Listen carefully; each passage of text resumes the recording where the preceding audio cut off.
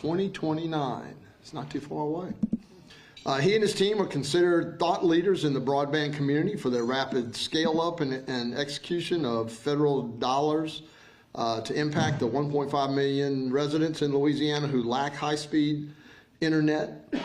Louisiana's efforts have been recognized, and he is often asked to speak at local and national events by the Pew Charity Trust, National Governors Association, former FCC officials, Fiber Broadband Association, National Conference of State Legislators, U.S. Department of Commerce, Select USA Summit, National Digital Inclusion Alliance, and other organizations. Connect LA's work has been featured in Wall Street Journal, Politico, Axios, The Advocate, USA Today, and their networks of papers and leading telecom publications.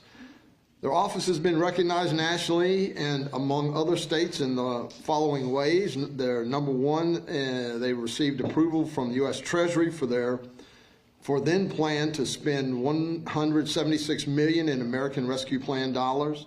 Number one, recipients of the first dollars for the Bipartisan Infrastructure Law Broadband National Telecommunication and Information Administration. Number one, per a May 6, 2022 Wall Street Journal article on adoption of the Affordable Connectivity Program on a per capita basis.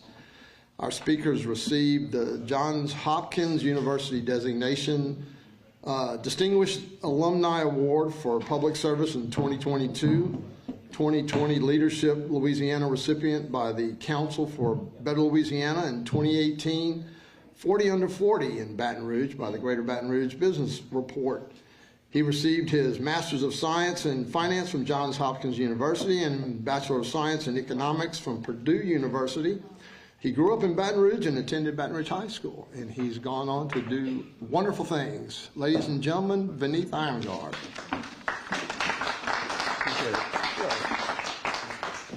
Good afternoon. Before I begin, I want to wish everyone a very happy Thanksgiving week and upcoming holiday season. And then the second, and I think this is really important to us as an office, we are actually grateful to all of the journalists that we meet on the road, both nationally and at state level.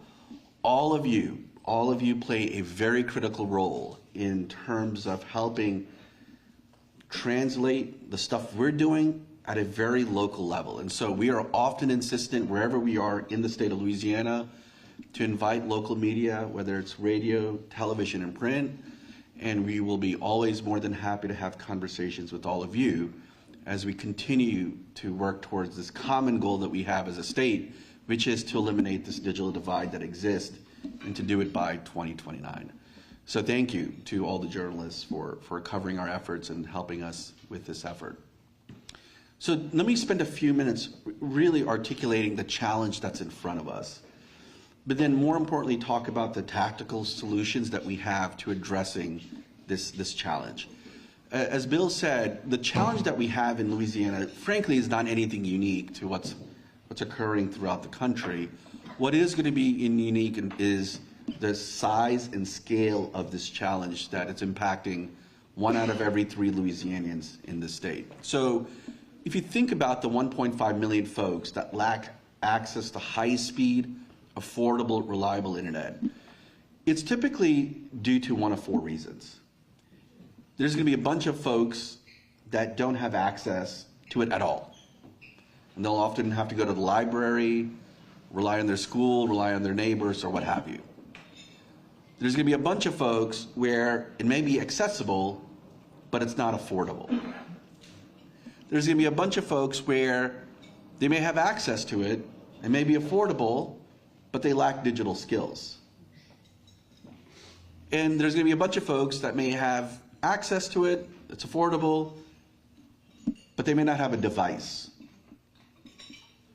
So in this 1.5 million people, 47% of those folks are African American and Latino households and or small businesses. And the challenge that we have with trying to solve this digital divide is really and truly a 64 parish challenge. We have probably driven in our office in the last 18 months over 25,000 miles around the state. I know we've driven close to 8,000 miles in the last 3 months. Part of it is when we're trying to solve this challenge, it is incumbent upon our office to truly understand what the challenges are that's impacting people in Cameron Parish or DeSoto or EBR or Jefferson Parish or Concordia, because functionally the problems are going to be different in every state, in every parish. In certain parts of these parishes, it could be more an affordability problem. In certain parishes, it could be more of a device problem.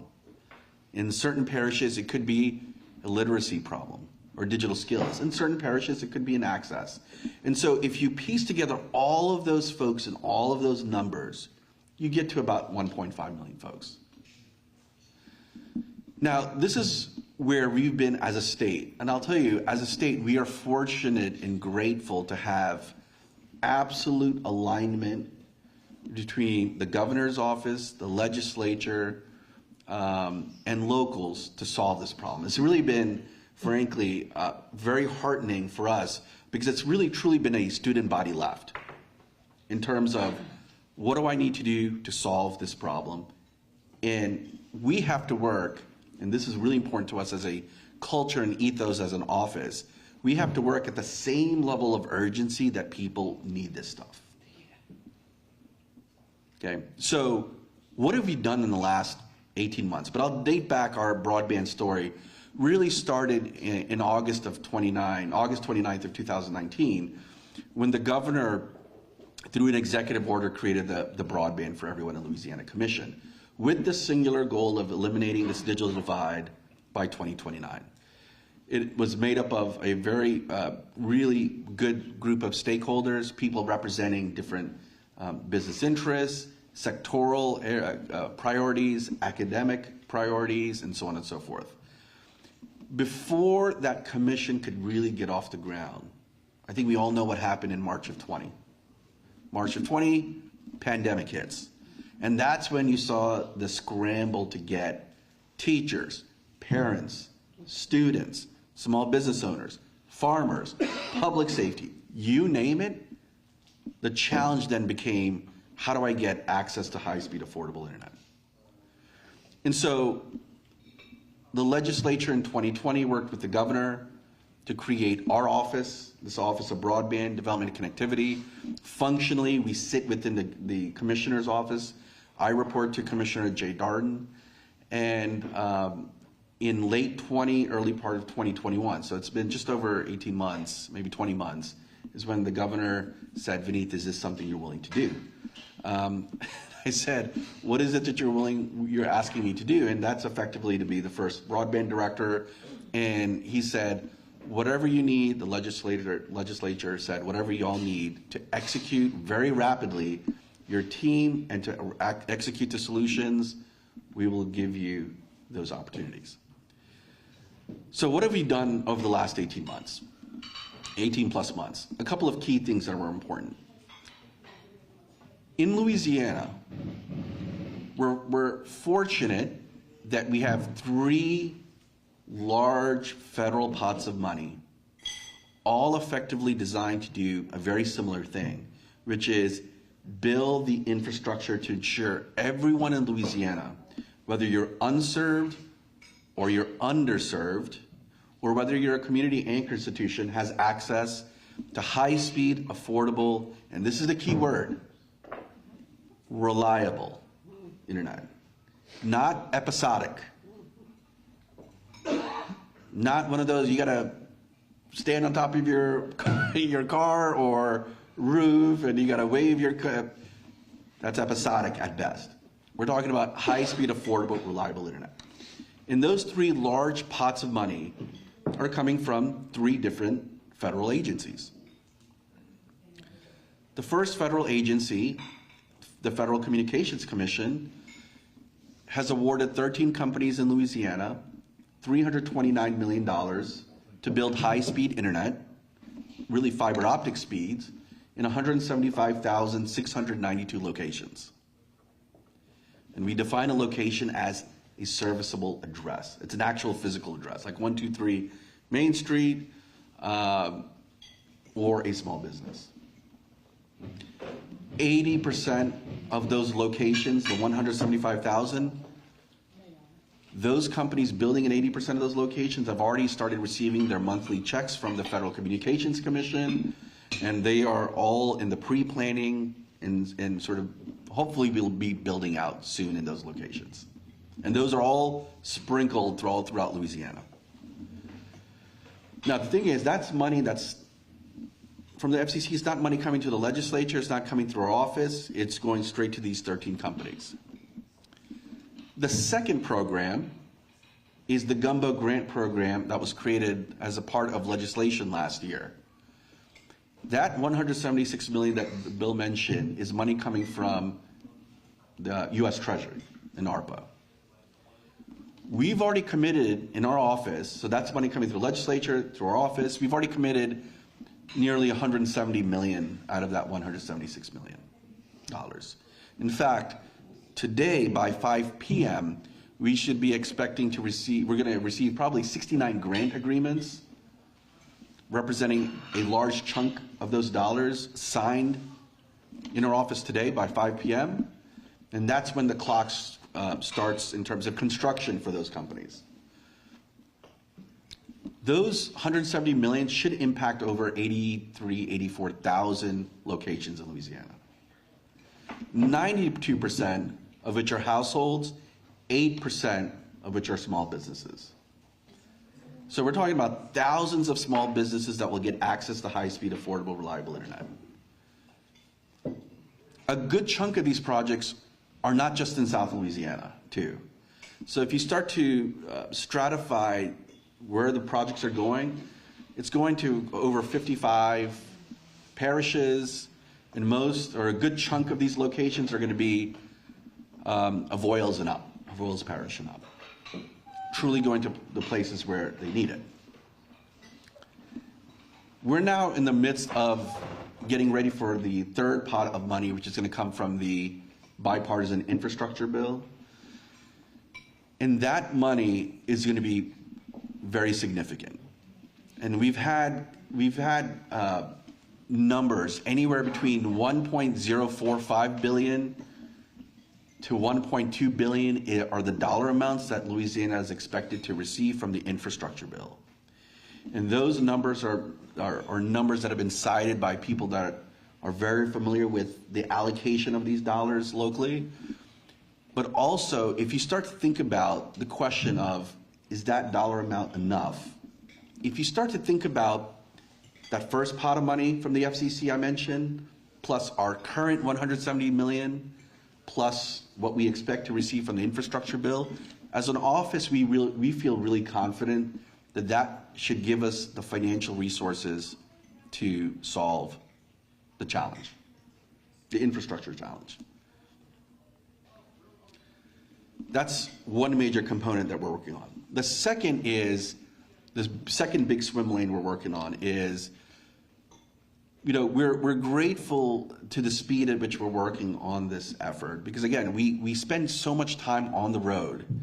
And if you were to ask, what does a week in the life of our office look like? It'll look like trips peppered to Rodessa, Louisiana, which is way 45 minutes up north, 45 minutes northwest of Shreveport, to then cutting across I-20, going to Minden and Grambling, and ending our day in Monroe, and then coming back that night. I mean, those are typically what a day in the life looks like.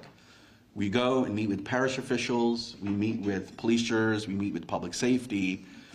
And this whole stakeholder engagement effort is really critical, because we have to currently put together 2 different plans to draw down these infrastructure dollars. The first is we have to put together a 5-year plan on how we're going to spend these infrastructure dollars. And then we have to put together the state's first digital inclusion plan to understand the challenges that people, for instance, who are disabled have when it comes to accessing high-speed, affordable, reliable internet. People where English is not the primary language, right, are having in terms of issues. And so those are 2 different tracks, 2 different plans that we're putting together that hopefully should converge by Q1 of next year, we submit that to the feds. If the feds say, hey, this makes sense, this looks good, then if we're very aggressive and somewhat lucky, we'll probably see the first 20% of our hopefully $1 billion plus sometime this time next year. And then we, again, go through the process of mechanically spending these dollars. Now, let me walk you through sort of from an execution risk perspective, where the challenges are, right? So today, we're gonna sign a bunch of grant agreements, and at that point, they're on the clock, these companies. These companies are the internet service providers. The co-ops will then be on the clock to deliver what they say they're gonna deliver within a timely fashion. Most of the projects, if not all of the projects that we're awarding, is to provide fiber connectivity and fiber optic speeds to the house or to the business. Really, this is where we're going to need sort of another sequence of partners to help us. A is to address workforce. We think we're going to need over 5,000 people to construct, maintain, and operate these networks.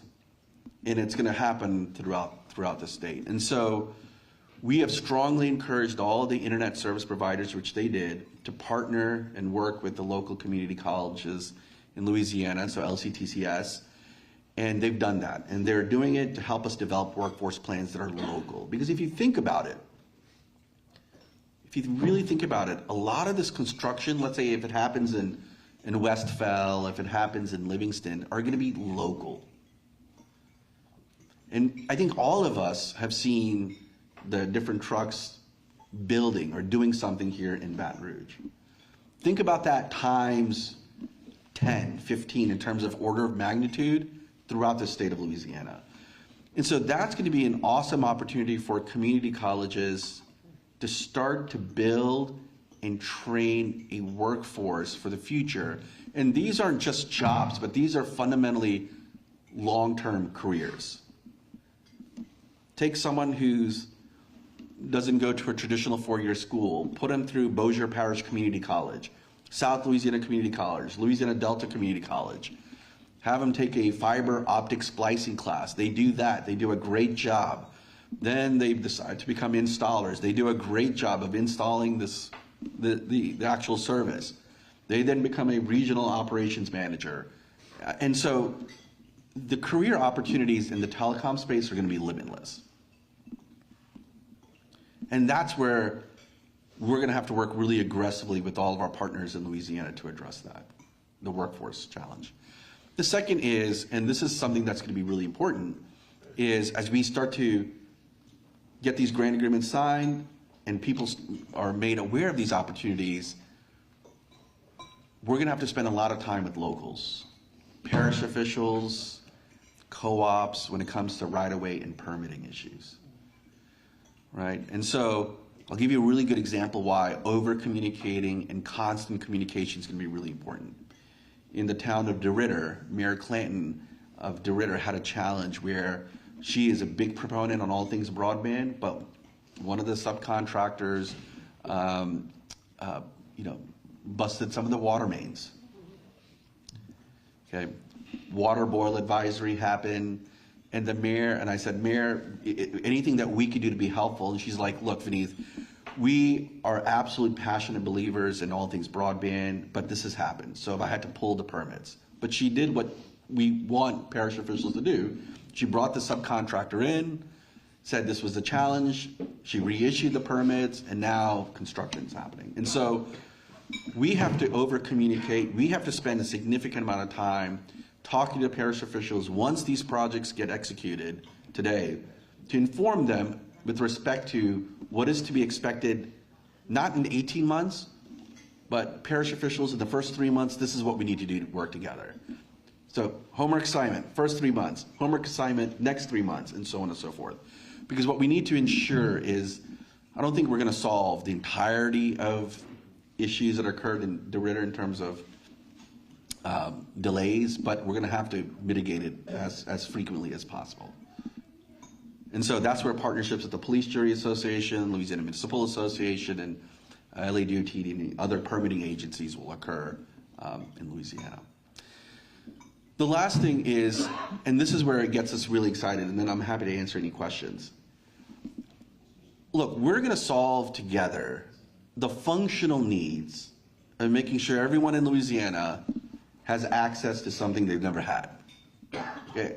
I am 150% confident that we're going to make that happen. But where the real opportunity with all of this infrastructure investment is going to be is, what is broadband going to functionally do to me personally and professionally to improve my lives and my community's lives? As an office, we're already thinking ahead in terms of how do we really push this broadband dollars out as quickly and efficiently as possible so it starts to solve the healthcare shortage, the primary care access in a lot of areas in Louisiana, where there's not a fundamental ability for someone to get access to primary care. There is an acute shortage of healthcare workers. There's an acute shortage of teachers. How do we use broadband as a supplement to instruction to reinforce ideas? How do we use broadband to help first responders and public safety? And we've been to small towns where public safety and police offices and sheriff's offices struggle with the internet. How do we get them so that they're in a position to serve their constituencies? How do we use the internet and broadband to functionally help a farmer improve what? Operating expenses. At the same time, they're investing millions of dollars on combines that run itself. So we're already thinking ahead in terms of what can we do to address issues that will propel Louisiana's economy, to value create, that are on a sectoral basis. That, I think, is going to be the real opportunity for Louisiana to define itself versus other states. I think we have a significant head start in already thinking through those issues. We're fortunate that other states lean on us. You know, we're ahead of Texas, I will say. So other states come and lean on us in terms of how we're approaching this problem, how we've been scalable in addressing it, how we've been able to build relationships. But I think that's where we get excited, because we're beginning to see thematically where those issues are that are going to drive Louisiana's economy going forward, and how that convergence between broadband and ag, broadband and education, broadband and workforce, broadband and small business, you know, is going to really drive Louisiana's economy between now and the next 50, 100 years. Now, I say that, but on the flip side, there are going to be unintended consequences of getting everyone internet. Right, so that is something that we need to all be very acute about in terms of really paying attention to what our kids are doing, colleagues, friends, etc. Because you suddenly get everyone access to something which is great, but we also understand the challenges around mental health issues, increased isolationism, right? And so that is something that's going to be really important as we address the unintended consequences and how we really work with folks like AARP and other organizations to educate, inform, folks that they represent in their constituency in terms of the kinds of things that could be a harmful benefit or a negative benefit from getting people access to something that's fundamentally important. With that, I think I probably overspent the 15 minutes, but I hope this has been helpful. Happy to answer any questions. Yes, sir. During Ida and the last in Lake Charles, what was the effect of the access to the internet, and what have y'all looked at to minimize those problems in future disasters? So that's a great question. So resilience is going to be a big issue. If you think about Hurricane Ida and the challenges that Ida did, it created some pretty destructive issues around all things telecommunications. I think if you think about it, the most number 1, 2, 3 concern is power, but shortly thereafter is telecommunications. And so one of the things that we might consider doing is there are 26 parishes south of I-10. We're partnering and we're talking to the folks at the CPRA here in Louisiana to understand from a risk modeling and from a flood modeling perspective where we think it might make sense to invest in a lot of this infrastructure underground versus aerial. Now, the challenge with hurricanes, but any disaster, but let's just focus on hurricanes, is A, these hurricanes aren't losing significant strength when they hit on shore.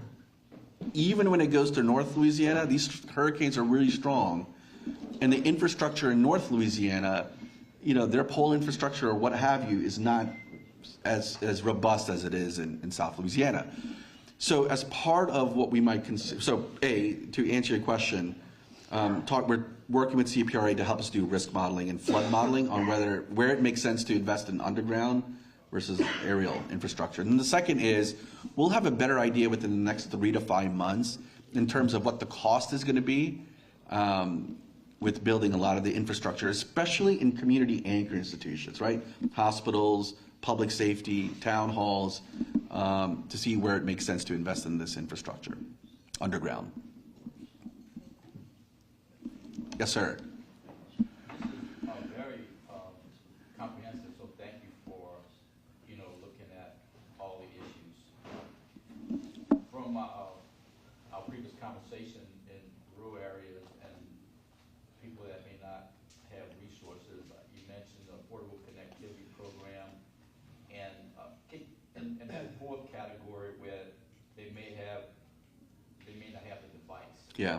Especially some of our kids. And is there connected as a fund with the Department of Education on how all this kind of seamlessly can work together? Yeah. So the question is, how do we effectively work with State Superintendent Brumley and the Department of Education? Look, we have a great working relationship with Superintendent Brumley. In fact, I think they helped seed our office. So our office is really big. We have 3 people. So and when we talked to State Superintendent Brumley, and these were conversations that Commissioner Darden and Deputy Commissioner Barbara Goodson and we're having with the State Superintendent. They actually helped fund our office, so that's one. So we're intrinsically tied to the hip, right? But one of the things that we have done, and really it's really important to us, is we have engaged superintendents everywhere we go. In every meeting that we go, regardless of parish, regardless of location, we are insistent that we invite the superintendents to every meeting, because every public elementary, middle, and high school and every public library has fiber optics going to it. In fact, Rodessa, again, which is, I think it's a village, their town hall serves as, their village hall serves as their library, serves as a bunch of different things. They actually have fiber going to it. So every elementary, middle, and high school and every library, so that's great. And then the device to student ratio is 1-to-1. Great. But the challenge is, once the kid leaves the confines of the school, that's where the gaps are. And those gaps are wide. And that's what we would do, is when we look at investing in a lot of this infrastructure money, we often, and we are awarding points to projects where they are leveraging existing infrastructure, A. B, we often are, and we are awarding points where perhaps they got a letter of support from the school board president or superintendent. And then C, it is really critical, especially going forward, again, I talked about execution risk, that the superintendent has a seat at the table to ensure that these projects actually happen and we can over-communicate the success. And that's where the Affordable Connectivity Program, we have had over 350,000 households already receiving benefit from either receiving $30 off your broadband bills or $100 towards the payment of a device. We've had 350,000 households already benefit from throughout Louisiana. We feel that there's probably another 500,000 households we're not capturing that we should. And that's where the superintendents need to play a role, frankly. Just continue to push out the message. Thank you very much. Yes, sir. Your mission is invaluable. Louisiana is a poor state. you've already checked off all the boxes of what Louisiana is missing as far as resources go. The infrastructure bill is essential. You even have a U.S. senator who's one of the chief negotiators in Senator Cassidy. However, you've got a congressional delegation that voted against it. You have the other U.S. senator who makes fun of it, talks about how the bill's twice as long as the Bible, and it shortchanges America and all that. So specifically, I mean, how do you are able to deal with this bipolar environment when we need resources from the federal government? That's great. I will only deal in actualities. So the question is, in terms of the congressional delegation not voting for the infrastructure bill, how does that align with people's needs? And I guess my short answer is I have to deal in actualities. There's more than enough work for the three of us to take what we're going to receive from the federal infrastructure bill, but then to process the money from the U.S. Treasury and to process and to work with these companies getting money from the FCC to ensure that everyone has access to something they need. And so, again, part of our education as an office is to hear everyone's voice and to really hear from constituents on the ground level. And again, I think when it comes to all things broadband, it's so cross-sectoral that there isn't a need. I would find it really difficult to find someone, I don't think, and we've spoken to thousands of people who say, I don't need this stuff.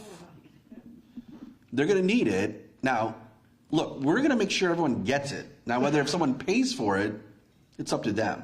My job and our job as an office is not to force someone to pay, is to say, you need to use it. What we want to do is solve a challenge that people had during the pandemic. And the pandemic challenge was calling your provider and saying, I need something. And the provider saying, perhaps, it's either not available or it's going to cost too much or what have you. So we're going to dislocate all of that and make sure everyone has it. Now, whether someone pays for it's another thing. So my short answer is I can only deal in actualities, and there's more than enough for us to work on with the federal funding that's coming, that's currently here, that's coming, to focus on making sure people get what they need. Yes? Could you explain more about the money that comes from the FCC, and is there a way, do those people, those contractors, I know they don't report to you, but are you following any timeline with them? Yes, ma'am. So the timeline they're on a different timeline because that's what their obligation is to the FCC. Our timelines are going to be 2 years or shorter. Their timelines are 6 years, if not shorter. Now the challenge is, if there's a location, if there's an address that's going to be covered by that FCC program, we cannot use our dollars to double dip. We cannot go into those areas.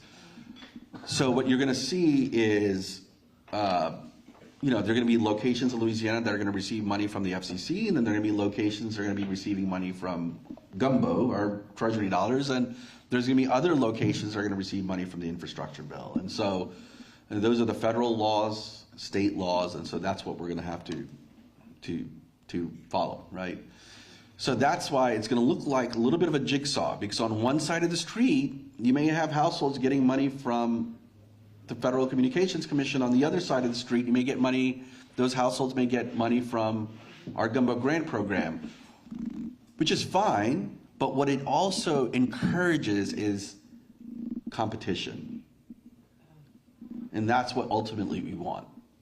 There's more competition, starts to lower prices, and it gets people the best value for the product for what they're paying for. Yes, sir. Many of the federal programs have a matching grant proposal or requirement. And a previous administration did not like the idea of broadband, I guess it was about 10 years ago. And we'll probably have administration change in the coming future. But what dollars are vulnerable for a future administration that says we don't want to fund our... Yeah, so the question is around change in administrations, the vulnerability of that match, right? In our case, the only requirement that's provided, the only entity that has to provide a matcher is actually coming from the internet service provider or the electric co-op. We are not asking local officials to use precious dollars that they have to do other stuff, like water and sewer and other projects, to spend money on broadband. It's not a requirement, it's an option. Now, certain parishes have said, look, broadband is such a priority, like in Grand Parish or Acadia, St. Martin Parish, I think Iberia, that they have done it. They have used some of their American Rescue Plan money as a match on top of what's required. But they are not obligated to do it. That's not a state obligation. It is not. The only requirement for a match is going to come from the eligible applicant, which is either the internet service provider or the electric co-op. The average match size was 43% of the 170 million, which stretches out our dollars. And the federal law for the infrastructure bill is going to mandate a 25% match, which again is going to be a match that's going to be borne by the internet service provider or the co-op. Yes, sir. You use the phrase, a word, I guess, cross-sectoral. That raises the question, who owns the pipes at the end of the day? So the taxpayer is borrowing a great deal of money to give to a company or a co-op. Yeah. Who owns the pipes at the end of the day? So the question is, who owns the infrastructure? So look, we're going to invest in capital expenses, not operating expenses. In fact, our goal is to invest in up to 80% of the capital expenses for a company to do something that, historically they wouldn't be able to do, which is to provide service to rural areas. So that's money that's going to be owned by the company. Now, this is the caveat. The timeline to build, once these grant agreements get signed today, they've made an obligation to us that they will build in, let's say, 9 months, 18 months, 27 months, or what have you. If at any point a project fails, then the state of Louisiana, in this case the Division of Administration, can claw back the money or the asset and then find someone else to finish the job. Because I think, I talk about execution risk often. This is where the rubber meets the road in terms of making sure workforce meets the needs of these projects, but also making sure we address issues around permitting right away and we over-communicate some of these challenges that may exist locally, right? And so the infrastructure, again, during that 2 to 3 year period, if a project fails, we have the right, and it's state law, to claw back the money or asset. After that, once a project is completed and we certify that the project is completed, and for us, certification means this. We award a project $5 million. They say they're going to build high-speed internet to 100 houses, for example. We need to see once 10 out of those 100 houses actually have serviceable internet, meaning I pick up the phone and I can get internet within 10 days. That to us is a signal that 10% of that work is actually done. And then we release 10% of the money. And then likewise, 35% of the work is done. We get a note. We actually send technical auditors out into the field, people that are network engineers, to actually audit the work that's being done. And then we release 35% of the money, and so on and so forth. At any point, there could be a failure point, right? And so at that point, we can claw back the money or asset. Then after that, then it's functionally their asset. Yes? Time for one more question. So we know about 90 years ago, a little more than 90 years ago, the last time the federal government bankrolled the Communications Act, there was no strings attached, so to speak. Everybody had pot service, or that was the goal. After these projects and these grants are completed, is there any strings attached with rate takers or anything like that? Is there anything that we know of that there's going to be required under the U.S. Commerce or the Treasury on amount of subscribers or anything of that nature? So Matt's asking quite a question about adoption and uptake and subscribers and prices. And look, the U.S. Department of Commerce, which is going to govern all the infrastructure, it's really a sub-agency called NTIA, National Telecommunications and Information Administration. They're the sub-agency of Commerce that's going to truly manage and hold the states accountable. The final rules and regulations on how the money that's going to come to the states from the infrastructure bill, I don't think they've been released yet. And so we'll have a better understanding of what the final rules and the final things that we're going to have to consider are going to be probably within the next couple of months. All right, thank you all. Appreciate it. Thank you. Y'all have a good Thanksgiving. Thank you. Don't eat too much so you can come back next Monday.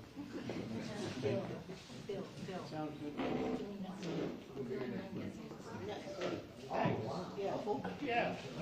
Your boss is our speaker next week.